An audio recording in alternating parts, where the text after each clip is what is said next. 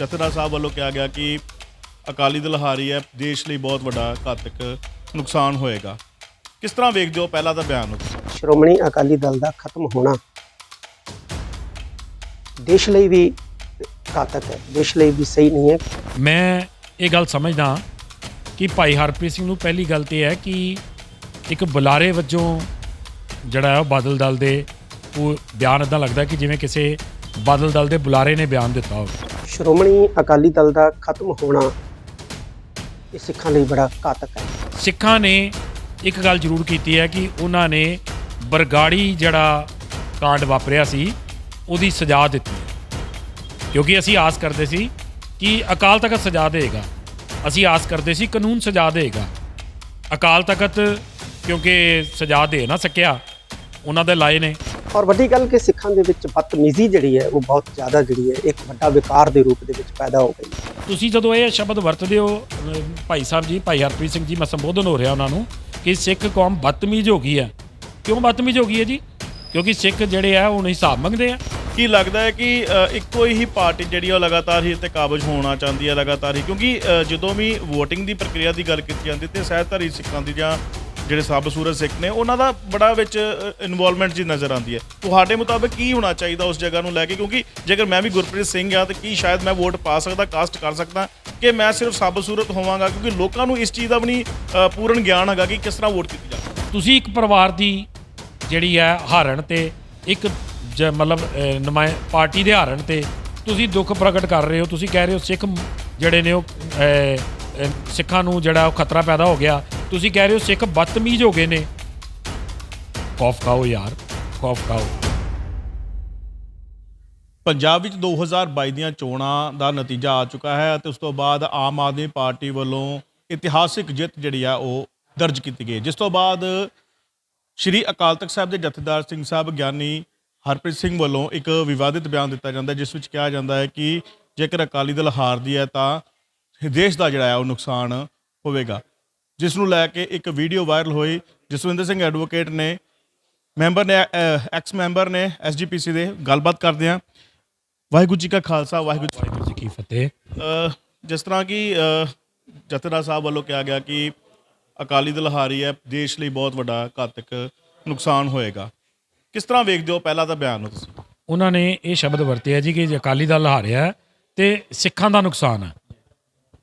ਮੈਂ ਇਹ ਗੱਲ ਸਮਝਦਾ ਕਿ ਭਾਈ ਹਰਪ੍ਰੀਤ ਸਿੰਘ ਨੂੰ ਪਹਿਲੀ ਗੱਲ ਤੇ ਹੈ ਕਿ ਇੱਕ ਬੁਲਾਰੇ ਵਜੋਂ ਜਿਹੜਾ ਉਹ ਬਾਦਲ ਦਲ ਦੇ ਉਹ ਬਿਆਨ ਇੱਦਾਂ ਲੱਗਦਾ ਕਿ ਜਿਵੇਂ ਕਿਸੇ ਬਾਦਲ ਦਲ ਦੇ ਬੁਲਾਰੇ ਨੇ ਬਿਆਨ ਦਿੱਤਾ ਹੋਵੇ। ਅਸੀਂ ਸਿੱਖ ਹਾਂ, ਅਸੀਂ ਉਹਨਾਂ ਤੋਂ ਬਿਹਤਰ ਸਿੱਖ ਹਾਂ, ਅਸੀਂ ਵੀ ਨਿਤਨੇਮੀ ਹਾਂ, ਅੰਮ੍ਰਿਤਧਾਰੀ ਹਾਂ, ਸਾਡਾ ਤਾਂ ਕੋਈ ਨੁਕਸਾਨ ਨਹੀਂ ਹੋਇਆ। ਉਹਨਾਂ ਨੂੰ ਕਿੱਦਾਂ ਨਜ਼ਰ ਆ ਗਿਆ ਕਿ ਕੋਈ ਨੁਕਸਾਨ ਹੋਇਆ?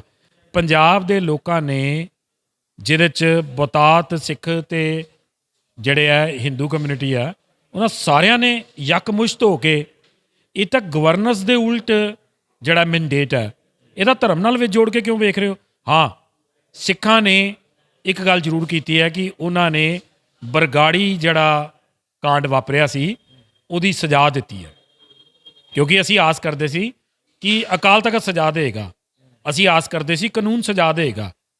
ਅਕਾਲ ਤਖਤ ਕਿਉਂਕਿ ਸਜ਼ਾ ਦੇ ਨਾ ਸਕਿਆ, ਉਹਨਾਂ ਦੇ ਲਾਏ ਨੇ, ਤੇ ਕਾਨੂੰਨ ਜਿਹੜਾ ਹੈ ਉਹ ਉਹਨਾਂ ਨਾਲ ਰਲ ਗਿਆ ਸੀ, ਕਿਉਂਕਿ ਸਰਕਾਰ ਰਲੀ ਹੋਈ ਸੀ ਕਾਂਗਰਸ ਦੀ ਵੀ 4.5 ਸਾਲ, ਹੈ ਨਾ। ਤੇ ਜੇ ਇੱਕ ਅਫਸਰ ਨੇ ਕੋਈ ਚੰਗੀ ਇਨਕੁਆਇਰੀ ਕੀਤੀ ਸੀ, ਉਹ ਜਿਹੜੀ ਆ ਖੂਹ ਖਾਤੇ ਪਾ ਦਿੱਤੀ ਗਈ। ਮੈਂ ਕੁੰਵਰ ਵਿਜੇ ਪ੍ਰਤਾਪ ਸਿੰਘ ਦੀ ਗੱਲ ਕਰ ਰਿਹਾ। ਤੇ ਇਹ ਸਾਰਾ ਕੁਝ ਜਦੋਂ ਵੇਖਿਆ ਗਿਆ ਤੇ ਫਿਰ ਸਿੱਖਾਂ ਨੇ ਮਨ ਬਣਾ ਲਿਆ ਵੀ ਨਹੀਂ, ਹੁਣ ਜਿਹੜੀ ਹੈ ਉਹ ਜਿਹੜੀ ਹੈ ਖਲਕ ਹੈ ਨਾ, ਇਹ ਆਪਣਾ ਇਨਸਾਫ ਆਪ ਲਏਗੀ। ਫਿਰ ਉਹਨਾਂ ਨੇ ਇਨਸਾਫ ਐਤਕੀ ਲਿੱਤਾ ਤੇ ਸਾਰਾ ਟੱਬਰ ਇੱਕ ਥਾਂ ਤੇ ਨੁਕਰੇ ਲਾ ਦਿੱਤਾ।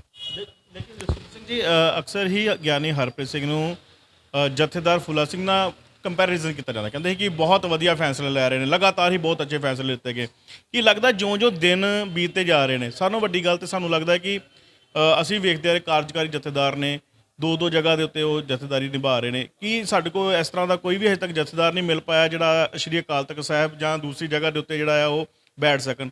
ਤੁਹਾਨੂੰ ਲੱਗਦਾ ਹੈ ਕਿ ਜੇਕਰ ਜਿਸ ਤਰ੍ਹਾਂ ਦੇ ਦਿਨ ਲਾਗੇ ਆ ਰਹੇ ਨੇ, ਜਿਸ ਤਰ੍ਹਾਂ ਦੇ ਬਿਆਨ ਸਾਹਮਣੇ ਆ ਰਹੇ ਨੇ, ਵਾਕਈ ਲੋਕ ਜਿਹੜੇ ਕਹਿੰਦੇ ਸੀ ਲਿਫਾਫੇ ਚੋਂ ਨਿਕਲੇ ਹੋਏ ਜਥੇਦਾਰ ਇਹ ਮੋਹਰਾਂ ਲਾਉਂਦੇ ਹੋਏ ਨਜ਼ਰ ਆ ਰਹੇ ਇਸ ਜਗ੍ਹਾ ਤੇ? ਦੇਖੋ, ਪਹਿਲੀ ਗੱਲ ਤਾਂ ਇਹ ਹੈ ਕਿ ਕਾਰਜਕਾਰੀ ਦੀ ਵੀ ਇੱਕ ਸੀਮਾ ਹੋਣੀ ਚਾਹੀਦੀ ਹੈ। ਕਿੰਨੀ ਦੇਰ ਕਾਰਜਕਾਰੀ?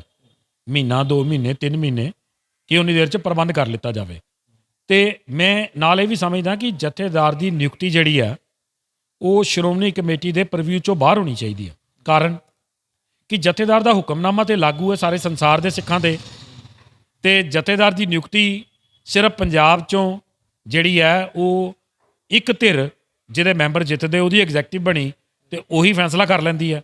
ਕਹਿਣ ਨੂੰ ਭਾਵੇਂ ਫੈਸਲਾ ਤੇ ਪਾਰਟੀ ਕਰਦੀ ਸੀ ਤੇ ਇਹਨਾਂ ਦੇ ਗੱਲ ਮੜ ਦਿੱਤਾ ਜਾਂਦਾ ਸੀ ਤੇ ਇਹ ਮਤਾ ਕਰ ਦਿੰਦੇ ਸੀ।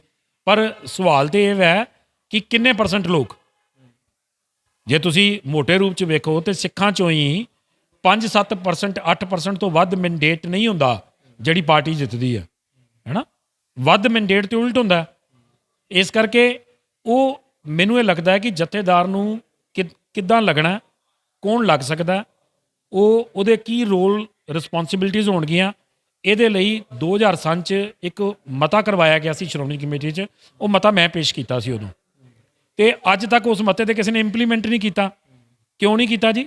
ਰੋਲ ਰਿਸਪੌਂਸਿਬਿਲਿਟੀਜ਼ ਬਣਨ, ਜਥੇਦਾਰ ਦੀ ਨਿਯੁਕਤੀ ਤੇ ਉਹਨੂੰ ਹਟਾਉਣ ਦਾ ਤਰੀਕਾ ਵੀ ਜਿਹੜਾ ਹੈ ਉਹਦੇ 'ਚ ਸਪੈਸੀਫਾਈ ਹੋਵੇ ਤੇ ਇਹ ਸੰਸਾਰ ਦੇ ਸਿੱਖ ਇਕੱਠੇ ਹੋ ਕੇ ਇੱਕ ਸਿਸਟਮ ਕ੍ਰੀਏਟ ਕੀਤਾ ਜਾਵੇ ਜਿਹਨੂੰ ਸਰਬੱਤ ਖਾਲਸੇ ਦਾ ਨੁਮਾਇੰਦਾ ਇਕੱਠ ਕਿਹਾ ਜਾਵੇ।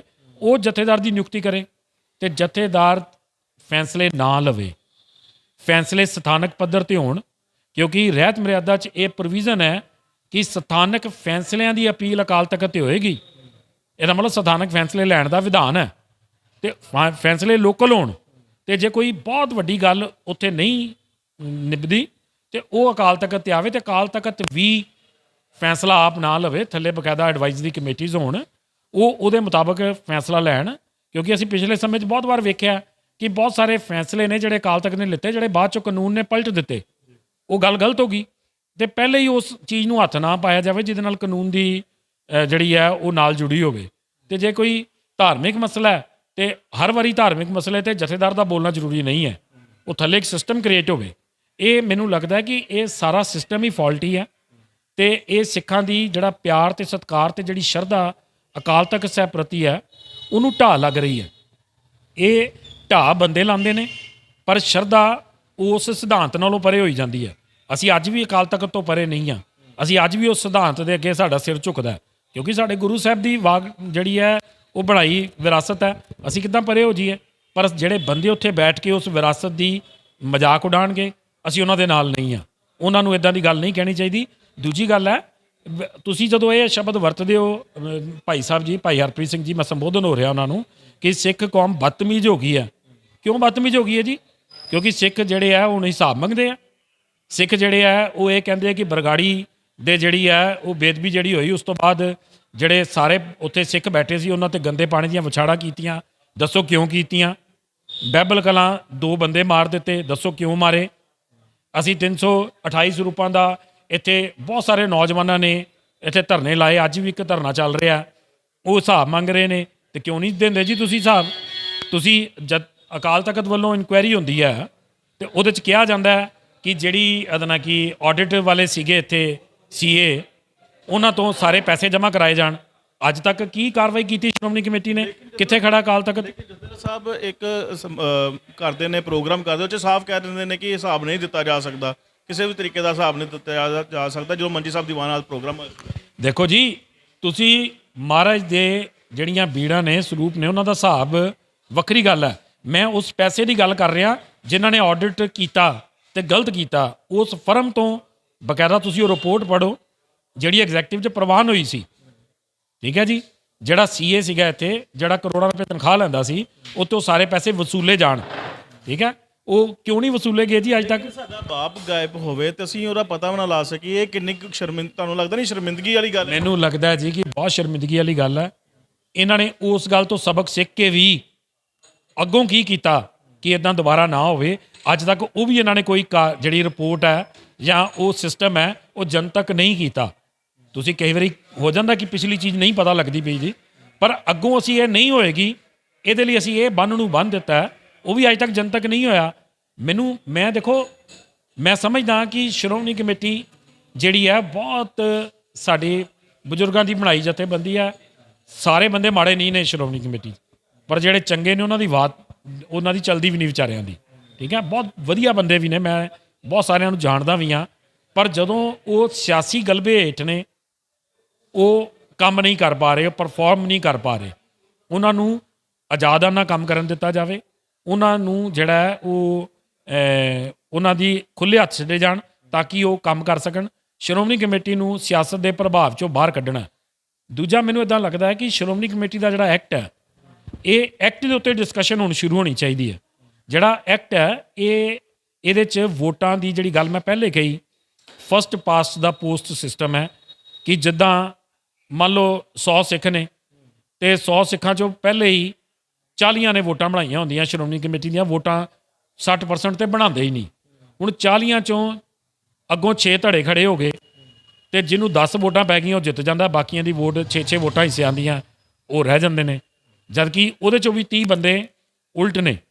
ਪਰ ਜੇ 100 'ਚੋਂ ਵੇਖਿਆ ਜਾਏ ਤਾਂ ਇਹਦਾ ਮਤਲਬ 10 ਵਾਲਾ ਜਿੱਤ ਗਿਆ, ਅਤੇ 10 ਵਾਲਾ ਜਿਹੜਾ ਉਹ ਸਾਰੀ ਪੰਥ ਦੀ ਅਗਵਾਈ ਕਿਵੇਂ ਕਰ ਸਕਦਾ ਜੀ। ਅਤੇ ਕਈ ਲੋਕ ਖੜੇ ਹੀ ਨਹੀਂ ਹੁੰਦੇ ਕਿਉਂਕਿ ਉਹਨਾਂ ਨੂੰ ਪਤਾ ਹੈ ਵੀ ਅਸੀਂ ਇਸ ਸਿਸਟਮ 'ਚ ਮਿਸਫਿਟ ਹਾਂ ਅਤੇ ਸਾਡੀ ਜਿਹੜੀ ਅਸੀਂ ਵੋਟਾਂ ਦੀ ਜਿਹੜੀ ਚੋਣਾਂ ਦੀ ਰਾਜਨੀਤੀ ਉਹਦੇ 'ਚੋਂ ਬਾਹਰ ਹੋ ਜਾਂਦੇ ਹਾਂ।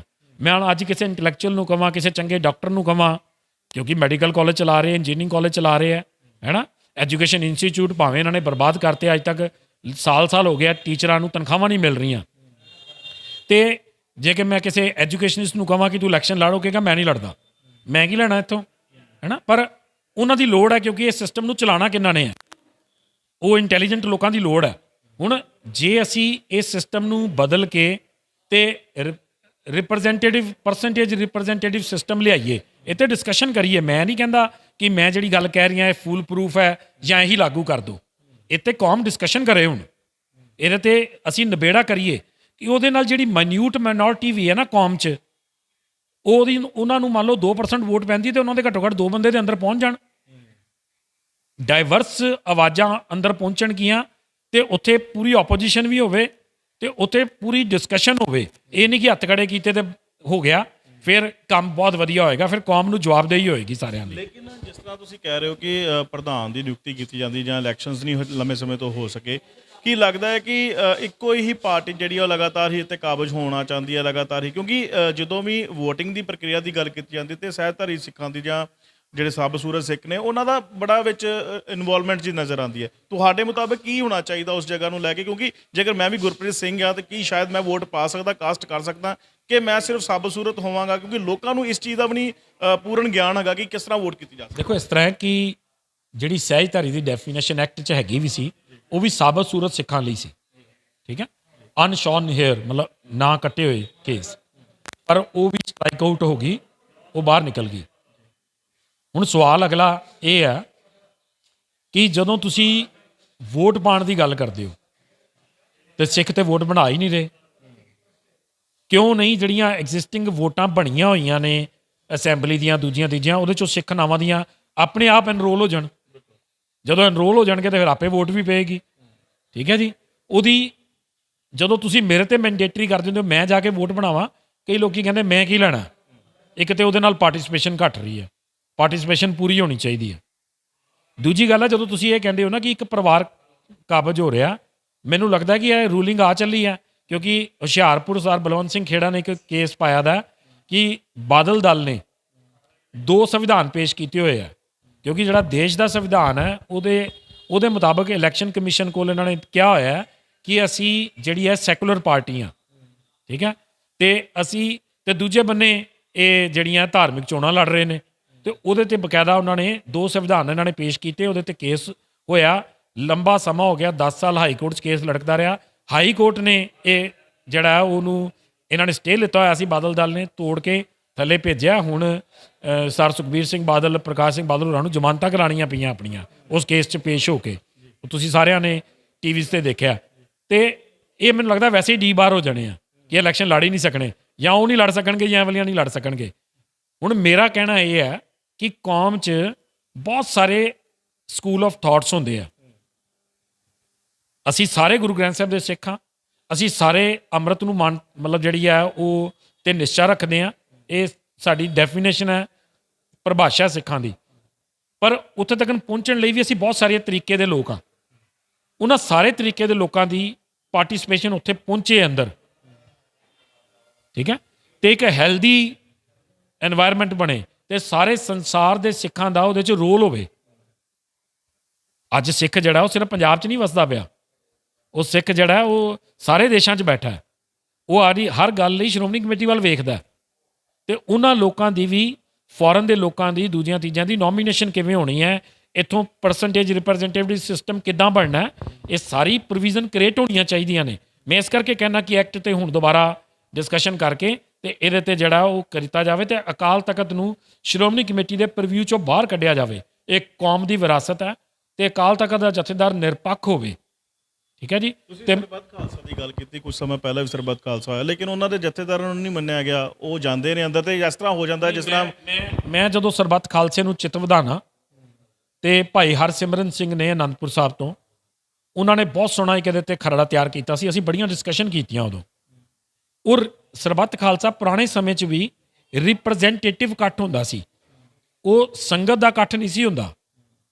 ਉਹ ਜਥੇਬੰਦੀਆਂ ਦੇ ਜਥੇਦਾਰ ਜਾਂ ਉਹਨਾਂ ਵੱਲੋਂ ਭੇਜੇ ਨੁਮਾਇੰਦੇ, ਬਕਾਇਦਾ ਇੱਕ ਕੋਡ ਵਰਡ ਦੇ ਨਾਲ, ਜੇ ਤੁਸੀਂ ਇਤਿਹਾਸ ਨੂੰ ਪੜ੍ਹੋ ਤੇ ਸ਼ਾਇਦ ਡਾਕਟਰ ਸੁਖਵੰਤ ਸਿੰਘ ਹੋਰਾਂ ਦੀ, ਮੈਨੂੰ ਲੱਗਦਾ ਮੈਂ ਨਾਂ ਗਲਤ ਨਾ ਲੈਂਦਾ ਰਹਾਂ, ਪਟਿਆਲੇ ਯੂਨੀਵਰਸਿਟੀ ਦੇ ਨੇ, ਉਹਨਾਂ ਦੀ ਇੱਕ ਕਿਤਾਬ ਹੈ, ਉਹਦੇ 'ਚ ਬਕਾਇਦਾ ਦੱਸਿਆ ਹੋਇਆ ਹੈ ਕਿ ਜਦੋਂ ਪਹਿਲੀ ਸ਼੍ਰੋਮਣੀ ਕਮੇਟੀ ਵੀ ਬਣੀ ਨਾ, ਤੇ ਜਦੋਂ ਇੱਥੇ ਇਕੱਠ ਹੁੰਦਾ ਤੇ ਉਹਦੇ 'ਚੋਂ ਜਿਹੜੇ ਲੋਕ ਮੈਂਬਰ ਚੁਣੇ ਜਾਂਦੇ ਨੇ ਉਹਨਾਂ ਨੂੰ ਪੁੱਛਿਆ ਜਾਂਦਾ ਅੰਦਰ ਬੰਦੇ ਕਿ ਤੁਸੀਂ ਅੰਮ੍ਰਿਤਧਾਰੀ, ਉਹਨਾਂ ਦੀ ਸੁਧਾਈ ਕੀਤੀ ਗਈ ਬਕਾਇਦਾ ਕਿ ਜੇ ਤੁਹਾਡੇ ਕੋਲ ਕੋਈ ਭੁੱਲ ਹੈ ਤੇ ਅੱਜ 5 ਵਰ੍ਹਿਆਂ ਅੱਗੇ ਬਖਸ਼ਵਾ ਲਓ। ਇੱਕ ਬੜਾ ਇੰਪੋਰਟੈਂਟ ਸਵਾਲ ਪੁੱਛਿਆ ਗਿਆ ਕਿ ਤੁਸੀਂ ਦਸਵੰਧ ਕੱਢਦੇ ਹੋ। ਬੜਾ ਇੰਪੋਰਟੈਂਟ ਸਵਾਲ ਹੈ, ਕਹਿਣ ਨੂੰ ਤੇ ਛੋਟੀ ਜਿਹੀ ਗੱਲ ਹੋ ਗਈ, ਪਰ ਦਸਵੰਧ ਉਹ ਕੱਢਦਾ ਜਿਹੜਾ ਕਿਰਤ ਕਰਦਾ ਹੋਏ। ਇਹ ਉਹਦੇ ਨਾਲ ਜੁੜੀ ਗੱਲ ਹੈ। ਅਸੀਂ ਹੁਣ ਕਿੰਨੇ ਕੁ ਕਿਰਤੀ ਹਾਂ ਜੀ ਜਿਹੜੇ ਸਿਆਸਤ 'ਚ ਆ, ਹੈ ਨਾ। ਅਸੀਂ ਸਿਆਸਤ ਨੂੰ ਕਿਰਤ ਬਣਾ ਲਿਆ, ਅਸੀਂ ਮੈਂਬਰੀ ਨੂੰ ਕਿਰਤ ਬਣਾ ਲਿਆ, ਠੀਕ ਹੈ। ਇਹਦੇ 'ਚੋਂ ਬਾਹਰ ਨਿਕਲਣਾ, ਦਸਵੰਧ ਹੱਥੋਂ ਦਿਓ, ਠੀਕ ਹੈ। ਇਹ ਸਾਨੂੰ ਜਿਹੜੀ ਹੈ, ਤੇ ਉਹ ਜਦੋਂ ਨੁਮਾਇੰਦਾ ਇਕੱਠ ਹੁੰਦਾ ਸੀ ਨਾ ਜੀ, ਤੇ ਉਹਦੇ 'ਚ ਲੋਕੀ ਬਕਾਇਦਾ ਆਉਂਦੇ ਸੀਗੇ, ਅਕਾਲ ਤਖਤ ਦੇ ਅੱਗੇ ਇਕੱਠ ਹੁੰਦਾ ਸੀ ਤੇ ਨੁਮਾਇੰਦੇ ਬੈਠਦੇ ਸੀਗੇ, ਉਹ ਵਿਚਾਰਾਂ ਕਰਦੇ ਸੀ। ਉਹਨਾਂ 'ਚੋਂ ਮੌਕੇ ਤੇ 5 ਪਿਆਰੇ ਚੁਣੇ ਜਾਂਦੇ ਸੀ, ਠੀਕ ਹੈ। ਉਹ ਪਹਿਲਾ ਨਾਂ ਦਿੱਤਾ ਜਾਂਦਾ ਸੀ, ਉਹ ਜਿਹੜਾ ਉਹਨੂੰ ਸੰਗਤ ਪ੍ਰਵਾਨ ਕਰਦੀ ਸੀ, ਫਿਰ ਉਹ ਦੂਜਾ ਨਾਂ ਪੇਸ਼ ਕਰਦੇ ਸੀ, 5 ਪਿਆਰੇ ਬਣਦੇ ਸੀ, ਉਹ ਫਿਰ ਮੌਕੇ ਤੇ ਫੈਸਲਾ ਕਰਦੇ ਸੀ, ਠੀਕ ਹੈ। ਇੱਥੇ 5 ਪਿਆਰਿਆਂ ਦਾ ਹਾਲਾਤ ਹੀ ਬੜੇ ਹੋਲ ਕਰ ਦਿੱਤੇ, ਕੱਢ ਦਿੱਤਾ ਗਿਆ ਉਹਨਾਂ ਨੂੰ, ਬਹੁਤ ਹਾਲਾਤ ਬੜੇ। ਦੇਖੋ 5 ਪਿਆਰੇ ਕਦੇ ਫਿਕਸ ਨਹੀਂ ਹੋ ਸਕਦੇ। 5 ਪਿਆਰੇ ਸਮੁੰਦਰ 'ਚ ਉੱਠੀ ਇੱਕ ਲਹਿਰ ਵਾਂਗੂ ਨੇ, ਜਿਹੜਾ ਆਪਣਾ ਬਲ ਵਿਖਾਉਂਦੀ ਹੈ, ਆਪਣੀ ਤਾਕਤ ਵਿਖਾਉਂਦੀ ਹੈ ਉਸ ਸਮੇਂ ਤੇ ਫਿਰ ਉਸੇ ਪਾਣੀ 'ਚ ਹੀ ਜਜ਼ਬ ਹੋ ਜਾਂਦੀ ਹੈ, ਜਿਹਨੂੰ ਬਾਅਦ 'ਚੋਂ ਵੱਖਰਾ ਕਰਕੇ ਨਹੀਂ ਵੇਖਿਆ ਜਾ ਸਕਦਾ। 5 ਪਿਆਰੇ ਇੱਦਾਂ ਨੇ, ਫਿਕਸ 5 ਪਿਆਰੇ ਨਹੀਂ ਹੋ ਸਕਦੇ। ਅਕਾਲ ਤਖਤ ਦਾ ਜਥੇਦਾਰ ਸਪੋਕਸਮੈਨ ਹੈ ਉਹਨਾਂ 5 ਪਿਆਰਿਆਂ ਦਾ ਕੀਤੇ ਫੈਸਲੇ ਨੂੰ ਲਾਗੂ ਕਰਨ ਦਾ। ਤੁਸੀਂ ਥੋੜ੍ਹਾ ਜਿਹਾ ਪਿੱਛੇ ਚਲੇ ਜਾਓ ਤੇ 5 ਬੰਦਿਆਂ ਦੇ ਸਾਈਨ ਵੀ ਨਹੀਂ ਸੀ ਹੁੰਦੇ ਹੁਕਮਨਾਮੇ ਤੇ। ਤੁਸੀਂ ਨਿਰੰਕਾਰੀਆਂ ਦੇ ਉੱਤੇ ਜਿਹੜਾ ਹੁਕਮਨਾਮਾ ਸੀ, ਨਕਲੀ ਨਿਰੰਕਾਰੀਆਂ ਦੇ, ਸਰ ਸਾਧੂ ਸਿੰਘ, ਗਿਆਨੀ ਸਾਧੂ ਸਿੰਘ ਭੋਰਾ ਹੋਰਾਂ ਦੇ ਇਕੱਲਿਆਂ ਦੇ ਸਾਈਨ ਨੇ। ਉਹ ਸੰਗਤ 'ਚ ਬੈਠ ਕੇ ਉਹ ਫੈਸਲਾ ਜਿਹੜਾ ਹੋਇਆ ਸੀ, ਹੈ ਨਾ, ਉਹਨਾਂ ਲੋਕਾਂ ਨੇ ਬਹਿ ਕੇ ਫੈਸਲਾ ਕੀਤਾ। ਮੈਂ ਉਹਨਾਂ ਲੋਕਾਂ ਨੂੰ ਮਿਲਿਆ ਜਿਨ੍ਹਾਂ ਨੇ ਫੈਸਲਾ ਕੀਤਾ ਹੋਇਆ। ਉਹਨਾਂ 'ਚ ਗਿਆਨੀ ਜੋਗਿੰਦਰ ਸਿੰਘ ਤਲਵਾੜਾ ਤੇ ਹੋਰ ਲੋਕ ਸੀਗੇ, ਉਹਨਾਂ ਨੇ ਮੈਨੂੰ ਆਪ ਉਹ ਸਾਰੀ ਗੱਲ ਦੱਸੀ ਹੋਈ ਹੈ। ਤੇ ਉਹਦੇ 'ਚੋਂ ਉਹਨਾਂ ਨੇ ਫੈਸਲਾ ਕੀਤਾ ਤੇ ਉਦੋਂ ਉਸ ਹੁਕਮਨਾਮੇ ਨੂੰ ਸਾਈਨ ਕਰਕੇ ਸੰਗਤ ਅੱਗੇ ਜਥੇਦਾਰ ਨੇ ਪੇਸ਼ ਕੀਤਾ। ਲੇਕਿਨ ਉਦੋਂ ਦੇ ਜਥੇਦਾਰਾਂ ਤੇ ਹੁਣ ਜਥੇਦਾਰਾਂ 'ਚ ਕੀ ਤੁਸੀਂ ਫਰਕ ਸਮਝਦੇ ਹੋ? ਹੁਣ ਸਿੱਧਾ ਹੈ ਜੀ, ਹੁਣ ਕੌਮੀਅਤ ਮੁੱਕ ਗਈ ਹੈ, ਹੁਣ ਪੰਥ ਪ੍ਰਸਤੀ ਮੁੱਕ ਗਈ ਹੈ। ਹੁਣ ਜਿਹੜਾ ਇੱਕ ਧੜੇ ਨੂੰ ਦੀ ਪੱਤ ਬਚਾਉਣ ਲਈ, ਇੱਕ ਧੜੇ ਦੀ ਹਾਰ ਤੇ ਜਿਹੜਾ ਉਹ ਦੁੱਖ ਪ੍ਰਗਟ ਕਰਦਾ ਜਥੇਦਾਰ, ਤੇ ਸਾਰੀ ਕੌਮ ਨੂੰ ਬਹੁਤ ਦੁੱਖ ਹੁੰਦਾ। ਉਹ ਨਹੀਂ ਹੋਣਾ ਚਾਹੀਦਾ। ਤੁਹਾਡੇ ਮੁਤਾਬਕ ਜਿਹੜੇ ਨੇ ਹੁਣ ਜਥੇਦਾਰ ਦੀ ਜਿਹੜੀ ਕਾਰਜਕਾਰੀ ਜਥੇਦਾਰ, ਉਹਦੀ ਜਗ੍ਹਾ ਦੂਸਰੇ ਜਥੇਦਾਰ ਦੀ ਵੀ ਨਿਯੁਕਤੀ ਹੋਣੀ ਚਾਹੀਦੀ ਹੈ ਤਾਂ ਜੋ ਕਿ ਵਧੀਆ ਫੈਸਲੇ ਲਿੱਤੇ ਜਾ ਸਕਣ। ਮੈਨੂੰ ਲੱਗਦਾ ਜੀ ਕਿ ਸ਼੍ਰੋਮਣੀ ਕਮੇਟੀ ਨੂੰ ਜਥੇਦਾਰ ਦੀ ਨਿਯੁਕਤੀ ਲਈ ਸੁਝਾਅ ਮੰਗਣੇ ਚਾਹੀਦੇ ਨੇ। ਹੁਣ ਚਲੋ ਜਿੰਨੀ ਦੇਰ ਤੱਕ ਨਵਾਂ ਸਿਸਟਮ ਨਹੀਂ ਆਉਂਦਾ, ਲੋਕਾਂ ਤੋਂ ਸੁਝਾਅ ਮੰਗੋ ਵੀ ਕੌਣ ਜਥੇਦਾਰ ਹੋ ਸਕਦਾ। ਫਿਰ ਉਹਨਾਂ ਦੇ ਉੱਤੇ ਸਬ ਕਮੇਟੀ ਬਣੇ ਜਿਹਦੇ 'ਚ ਸਾਰੇ ਨੁਮਾਇੰਦਿਆਂ ਦੇ, ਹੈ ਨਾ। ਤੁਹਾਡੇ ਸਿਆਸੀ ਤੌਰ ਤੇ ਹੋ ਸਕਦਾ ਕਿਸੇ ਨਾਲ ਇਖਤਲਾਫਾਤ ਹੋਣ, ਪਰ ਧਾਰਮਿਕ ਤੌਰ ਤੇ ਅਸੀਂ ਇਕੱਠੇ ਹਾਂ ਸਾਰੇ, ਸਾਡਾ ਅਕੀਦਾ ਤਾਂ ਇੱਕੋ ਹੀ ਹੈ।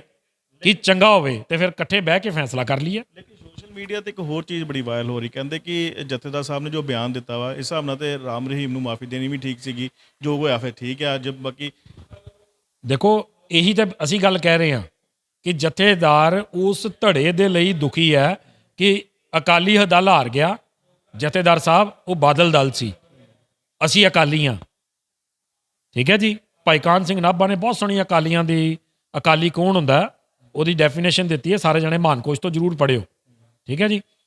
ਹੁਣ ਜਦੋਂ ਅਸੀਂ ਅਕਾਲੀ ਹਾਂ ਤੇ ਉਹ ਬਾਦਲ ਦਲ ਸੀ, ਸਿਆਸੀ ਜਮਾਤ ਹੈ, ਇੱਦਾਂ ਤੇ ਕੱਲ ਨੂੰ ਹੋਰ ਅਕਾਲੀ ਦਲ ਵੀ ਕਹਿਣਗੇ ਕਿ ਅਸੀਂ, ਠੀਕ। ਤੇ ਜੇ ਸਿਆਸੀ ਇਖਤਲਾਫਾਤ ਵੀ ਨੇ, ਪਰ ਤੁਸੀਂ ਇੱਕ ਪਰਿਵਾਰ ਦੀ ਜਿਹੜੀ ਹੈ ਹਾਰਨ ਤੇ ਇੱਕ ਮਤਲਬ ਪਾਰਟੀ ਦੇ ਹਾਰਨ ਤੇ ਤੁਸੀਂ ਦੁੱਖ ਪ੍ਰਗਟ ਕਰ ਰਹੇ ਹੋ। ਤੁਸੀਂ ਕਹਿ ਰਹੇ ਹੋ ਸਿੱਖ ਜਿਹੜੇ ਨੇ ਉਹ ਸਿੱਖਾਂ ਨੂੰ ਜਿਹੜਾ ਉਹ ਖਤਰਾ ਪੈਦਾ ਹੋ ਗਿਆ, ਤੁਸੀਂ ਕਹਿ ਰਹੇ ਹੋ ਸਿੱਖ ਬਦਤਮੀਜ਼ ਹੋ ਗਏ ਨੇ। ਖੌਫ ਖਾਓ ਯਾਰ, ਖੌਫ ਖਾਓ। ਤੁਸੀਂ ਬੜੀ ਪਵਿੱਤਰ ਜਗ੍ਹਾ ਤੇ ਬੈਠੇ ਹੋ, ਉਹ ਉਸੇ ਹੀ ਗੁਰੂ ਦਾ ਖੌਫ ਖਾਓ। ਰੱਬ ਕਰਕੇ ਬੜੇ ਹੀ ਨਿਮਰਤਾ ਵਾਲੇ, ਬੜੇ ਪਿਆਰ ਵਾਲੇ, ਬੜੀ ਭਾਵਨਾ ਵਾਲੇ ਸਿੱਖ ਨੇ, ਉਹਨਾਂ ਨੂੰ ਬਦਤਮੀਜ਼ ਨਾ ਕਹੋ, ਹੈ ਨਾ। ਜਿਨ੍ਹਾਂ ਨੇ ਜਾਨਾਂ ਵਾਰ ਦਿੱਤੀਆਂ, ਜਿਨ੍ਹਾਂ ਨੇ ਆਪਣਾ, ਤੁਸੀਂ ਤਾਂ ਉਹਨਾਂ ਲੋਕਾਂ ਨੂੰ ਵੀ ਜਿਹੜੇ ਅੱਜ ਵਿਚਾਰੇ ਬਹਿਬਲ ਕਲਾਂ ਸੁਖਰਾਜ ਸਿੰਘ ਬੈਠਾ ਹੈ, ਆਪਣੇ ਪਿਤਾ ਦੀ ਜਿਹੜੀ ਗੋਲੀ ਮਾਰ ਕੇ ਉਹਨਾਂ ਦੀ ਮਾਰ ਦਿੱਤਾ ਸੀ, ਸ਼ਹੀਦ ਹੋਏ ਸੀ, ਤੇ ਉਹਨਾਂ ਦੇ ਲਈ ਇਨਸਾਫ ਮੰਗਣ ਲਈ ਤੁਸੀਂ ਦੋਨੋਂ ਵੀ ਬਦਤਮੀਜ਼ ਕਹਿ ਦਿੱਤਾ। ਤੁਹਾਨੂੰ ਨਵੀਂ ਗਵਰਨਮੈਂਟ ਤੇ ਆਸ ਹੈ ਕਿ ਇਹ ਜਿਹੜਾ ਹੱਲ ਹੋ ਸਕਦਾ ਬਰਗਾੜੀ ਵਾਲਾ, ਕਿਉਂਕਿ ਕੁੰਵਰ ਵਿਜੇ ਪ੍ਰਤਾਪ ਸਿੰਘ ਟੈਕਲ ਕਰ? ਮੈਨੂੰ ਬਹੁਤ ਆਸ ਹੈ ਜੀ, ਮੈਂ ਪੋਜ਼ਿਟਿਵਨੈਸ ਦੇਖਦਾ ਹਰ ਚੀਜ਼ 'ਚ। ਇਹਦੀ ਜਗ੍ਹਾ ਤੇ ਕੋਈ ਵੀ ਸਰਕਾਰ ਆਉਂਦੀ, ਮੈਂ ਉਹਦੇ 'ਚੋਂ ਵੀ ਪਹਿਲੇ ਉਹਨਾਂ ਨੂੰ ਕੰਮ ਕਰਨ ਦਾ ਸਮਾਂ ਸੀ ਦਿੰਦੇ, ਪੋਜ਼ਿਟਿਵਨੈਸ ਦੇਖਦੇ ਕਿ ਤੁਸੀਂ ਕੰਮ ਕਰੋ ਸਾਡੇ ਪੰਜਾਬ ਲਈ, ਸਾਡੇ ਪੰਜਾਬ 'ਚੋਂ ਨਸ਼ੇ ਮੁਕਾਉਣ ਲਈ, ਸਾਡੇ ਪੰਜਾਬ 'ਚ ਜਿਹੜੀ ਹੈ ਧਾਰਮਿਕ ਸਦਭਾਵਨਾ ਬਣੀ ਰਵੇ, ਹਰੇਕ ਧਰਮ ਦੇ ਅਕੀਦੇ ਨੂੰ ਵਧਣ ਫੁੱਲਣ ਲਈ ਸਪੇਸ ਦਿੱਤੀ ਜਾਵੇ, ਉਹਨੂੰ ਤੰਗ ਪਰੇਸ਼ਾਨ ਨਾ ਕੀਤਾ ਜਾਵੇ। ਬਹੁਤ ਸਾਰੀਆਂ ਗੱਲਾਂ ਨੇ, ਉਹ ਅਸੀਂ ਨਵੀਂ ਸਰਕਾਰ ਤੋਂ ਆਸ ਕਰਦੇ ਹਾਂ। ਅਸੀਂ ਉਹਨਾਂ ਨੂੰ ਮਿਲਾਂਗੇ ਵੀ ਕਿ ਅਸੀਂ ਇੱਦਾਂ ਦੀ ਆਸ ਕਰਦੇ ਹਾਂ। ਸਾਰੇ ਧਰਮ ਵਾਲੇ ਮਿਲਣ, ਜਾ ਕੇ ਆਪਣੀਆਂ ਆਪਣੀਆਂ ਆਸਾਂ ਰੱਖਣ। ਇਹ ਅੱਜ ਉਹ CM ਬਣੇ ਨੇ, ਮੈਂ ਸ਼ਾਇਦ ਪੜ੍ਹ ਰਿਹਾ ਸੀਗਾ, ਭਗਵੰਤ ਸਿੰਘ ਮਾਨ ਹੋਰਾਂ ਨੇ ਇਹ ਕਿਹਾ ਕਿ ਮੈਂ 3 ਕਰੋੜ ਲੋਕਾਂ ਦਾ CM ਆ। ਉਹਨਾਂ ਨੇ ਤੇ ਵਿਤਕਰੇ ਮੁਕਾ ਦਿੱਤੇ, ਤੇ ਬਾਕੀਆਂ ਨੂੰ ਵਿਤਕਰੇ ਮੁਕਾ ਕੇ ਉਹਨਾਂ ਦੀ ਗੱਲ ਸੁਣਨੀ ਚਾਹੀਦੀ ਹੈ, ਸਹਿਯੋਗ ਕਰਨਾ ਚਾਹੀਦਾ ਤੇ ਸਮਾਂ ਦੇਣਾ ਚਾਹੀਦਾ। ਸਮੇਂ ਨਾਲ ਮੈਨੂੰ ਲੱਗਦਾ ਜੇ ਫੇਲ ਹੋਣਗੇ ਤੇ ਲੋਕਾਂ ਨੇ ਜਿੱਦਾਂ ਬਾਕੀਆਂ ਦੇ ਹਾਲ ਕੀਤਾ ਇਹਨਾਂ ਦਾ ਵੀ ਕਰ ਦੇਣਗੇ। ਬਾਕੀਆਂ ਦਾ ਜੋ ਹਾਲ ਹੈ ਉਹ ਵੀ ਕੀਤਾ ਜਾ ਸਕਦਾ। ਦੂਸਰੇ ਪਾਸੇ ਅਗਰ ਗੱਲ ਕੀਤੀ ਜਾਵੇ ਤੇ ਗਿਆਨੀ ਹਰਪ੍ਰੀਤ ਸਿੰਘ ਹੁਣਾਂ ਦਾ ਜੋ ਬਿਆਨ ਆਇਆ ਸੀਗਾ, ਉਸ ਨੂੰ ਲੈ ਕੇ ਕਾਫੀ ਵਿਵਾਦ ਜਿਹੜਾ ਸੀਗਾ ਉਹ ਖੜਾ ਹੁੰਦਾ ਨਜ਼ਰ ਆਇਆ ਸੀਗਾ। ਲੇਕਿਨ ਇੱਕ ਵਾਰ ਫਿਰ ਤੋਂ ਹੁਣ ਲੋਕਾਂ ਨੂੰ ਆਸ ਜਾਗਦੀ ਹੋਈ ਨਜ਼ਰ ਆ ਰਹੀ ਹੈ ਕਿ ਜਿਹੜਾ ਬਾਈਬਲ ਕਲਾ ਗੋਲੀकांड ਹੋਇਆ ਸੀਗਾ ਉਹਦੇ ਦੋਸ਼ੀਆਂ ਨੂੰ ਜਿਹੜੀ ਸੀਗੀ ਸਜ਼ਾ ਜ਼ਰੂਰ ਮਿਲੇਗੀ, ਕਿਉਂਕਿ ਕੁੰਵਰ ਵਿਜੇ ਪ੍ਰਤਾਪ ਸਿੰਘ ਦੇ ਹੱਥ ਵਿੱਚ ਹੁਣ ਪਾਵਰ ਵੀ ਹੈ ਅਤੇ ਪੰਜਾਬ ਦਾ ਮੁੱਖ ਮੰਤਰੀ ਜੋ ਹੈ ਉਹ ਕਹਿ ਰਿਹਾ ਕਿ 3 ਕਰੋੜ ਲੋਕਾਂ ਦਾ ਮੈਂ ਮੁੱਖ ਮੰਤਰੀ ਹਾਂ ਅਤੇ ਹਰ ਇੱਕ ਵਿਅਕਤੀ ਜਿਹੜਾ ਉਹ ਮੁੱਖ ਮੰਤਰੀ ਹੋਗਾ। ਹੁਣ ਵੇਖਣਾ ਹੋਵੇਗਾ ਕਿ ਜਿਹੜੇ ਸ਼੍ਰੋਮਣੀ ਗੁਰਦੁਆਰਾ ਪ੍ਰਬੰਧਕ ਕਮੇਟੀ ਹੈ ਜਾਂ ਦੂਸਰੇ ਨੁਮਾਇੰਦੇ ਨੇ ਉਹ ਸ਼੍ਰੀ ਅਕਾਲ ਤਖਤ ਦੇ ਜਥੇਦਾਰ ਤੇ ਕੀ ਹੋਰ ਟਿੱਪਣੀਆਂ ਦਿੰਦੇ ਨੇ। ਲੇਕਿਨ ਜਸਵਿੰਦਰ ਸਿੰਘ ਐਡਵੋਕੇਟ ਹੋਣਾ ਵੱਲੋਂ ਸਾਫ਼ ਕਹਿਣਾ ਹੀ ਹੈ ਕਿ ਕਾਰਜਕਾਰੀ ਜਥੇਦਾਰ ਦਾ ਵੀ ਇੱਕ ਸਮਾਂ ਜਿਹੜਾ ਹੈ ਉਹ ਜ਼ਰੂਰ ਤੈਅ ਹੋਣਾ ਚਾਹੀਦਾ, ਤਾਂ ਜੋ ਕਿ ਉਸ ਦੀ ਜਿਹੜੀ ਦਿੱਤੀ ਹੋਈ ਸਮਾਂ ਵਾ ਉਹਨੂੰ ਪੂਰਾ ਕਰਨ ਤੋਂ ਬਾਅਦ ਉਹਨੂੰ ਅਲਵਿਦਾ ਕੀਤਾ ਜਾ ਸਕੇ। ਦੂਸਰੇ ਪਾਸੇ ਇਹਨਾਂ ਦਾ ਕਹਿਣਾ ਕਿ ਭਗਵੰਤ ਸਿੰਘ ਮਾਨ ਉਹਨਾਂ ਨੂੰ ਵੀ ਮਿਲਣਗੇ ਤਾਂ ਜੋ ਕਿ ਸਿੱਖਾਂ ਦੇ ਜੋ ਮਸਲੇ ਨੇ ਉਹਨਾਂ ਨੂੰ ਹੋਰ ਵੀ ਹੱਲ ਕਰਵਾਇਆ ਜਾ ਸਕੇ। ਕੈਮਰਾਮੈਨ ਮਨੋਜ ਦੇ ਨਾਲ ਗੁਰਪ੍ਰੀਤ ਸਿੰਘ, ਪੰਜਾਬੀ ਲੋਕ ਚੈਨਲ, ਅੰਮ੍ਰਿਤਸਰ।